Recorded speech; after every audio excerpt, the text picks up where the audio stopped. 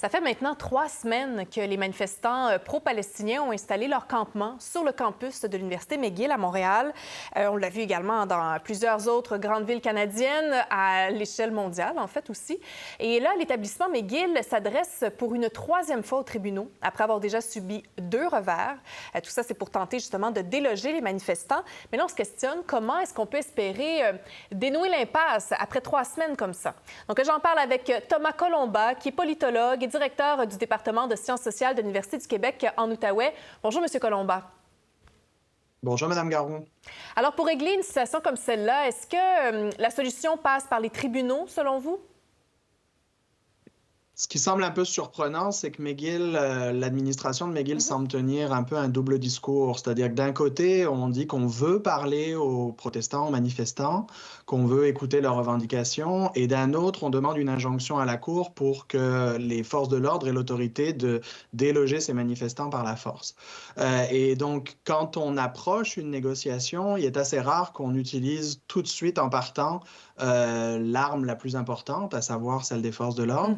Et donc, ça semble difficile comme stratégie pour établir un dialogue, de dire aux manifestantes et manifestants, on veut parler avec vous, mais en même temps, on demande l'autorisation à vous déloger avec la force. Donc, c'est cet aspect-là qui semble un petit peu contradictoire.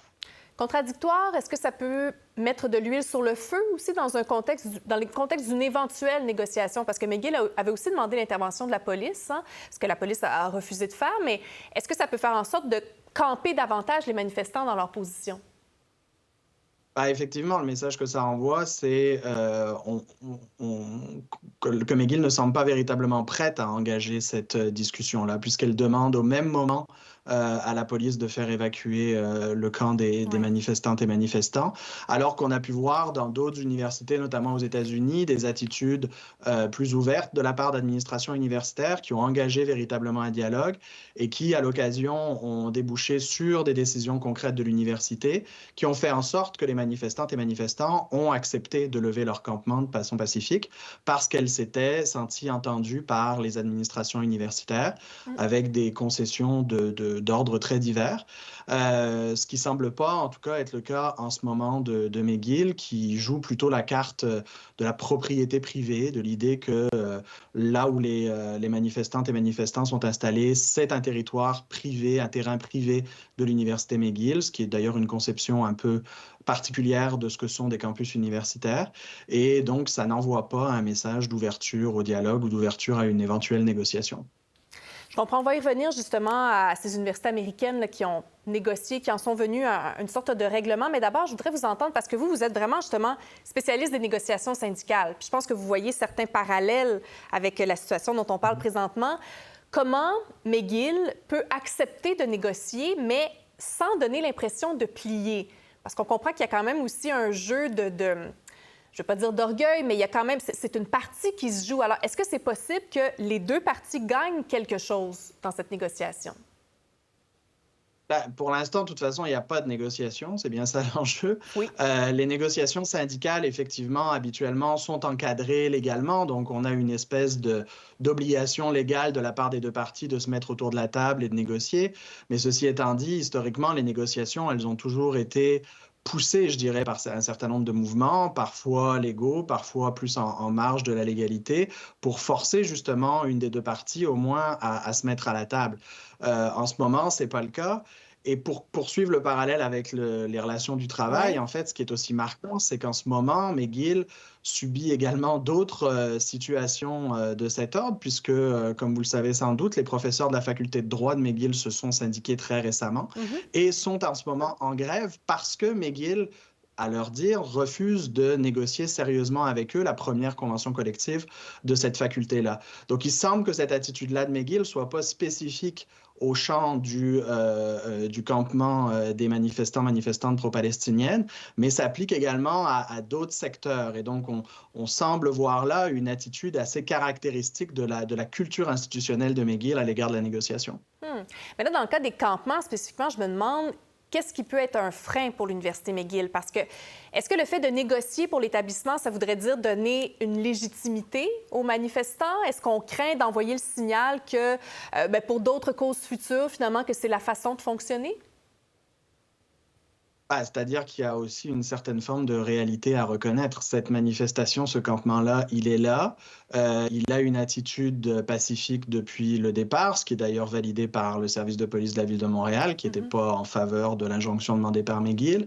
Il reflète une partie importante de l'opinion publique canadienne et québécoise à l'égard du conflit en Palestine.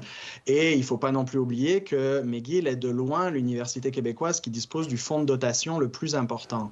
Or, beaucoup des revendications de ces manifestantes et manifestants-là portent sur les investissements des grandes universités dans des industries qui, d'après les manifestantes et manifestants, soutiennent le gouvernement israélien ou contribuent à l'effort de guerre israélien à Gaza notamment. Et donc, McGill est à ce titre-là une cible, je dirais, assez naturelle de la part de ces manifestants-là. Donc, ce qu'elle a à gagner, c'est de reconnaître, de montrer, disons, à la société qu'elle reconnaît qu'il y a une situation, qu'elle reconnaît qu'elle a un rôle particulier à jouer dans la société québécoise et canadienne, du fait de sa position, du fait de sa richesse également, de ses fonds, de ses investissements. Et donc, elle est consciente que ces investissements-là ne sont pas neutres et qu'ils doivent, à l'occasion, faire l'objet de discussions avec différentes parties prenantes, notamment des parties de sa communauté étudiante qui revendiquent certaines priorités ou certains changements de priorité dans la gestion de ces fonds. En terminant, M. Colomba, vous le disiez tout à l'heure, il y a d'autres universités comme Brown aux États-Unis qui, eux, ils ont accepté d'étudier sérieusement les demandes des manifestants et en échange, les manifestants ont démantelé le campement. Donc, on se demande justement si c'est une avenue qui serait possible pour McGill parce que là, quel est le risque de prendre la chance que les manifestants vont se tanner et vont partir d'eux-mêmes? Ça, est-ce que c'est une avenue qui serait envisageable?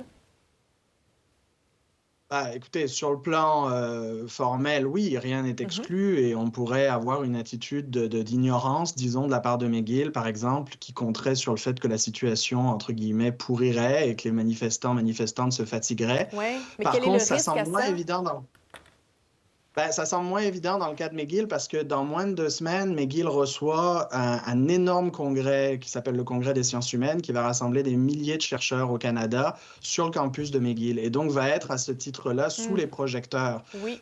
Et McGill n'arrête pas de dire dans ses communications publiques que son campus est sécuritaire, accessible, mais en même temps demande une injonction à la Cour. Donc elle est face à une contradiction et elle est face à une échéance, je dirais, à assez court terme qui la met dans une position particulière par rapport peut-être à d'autres universités où on a pu voir ces campements s'installer.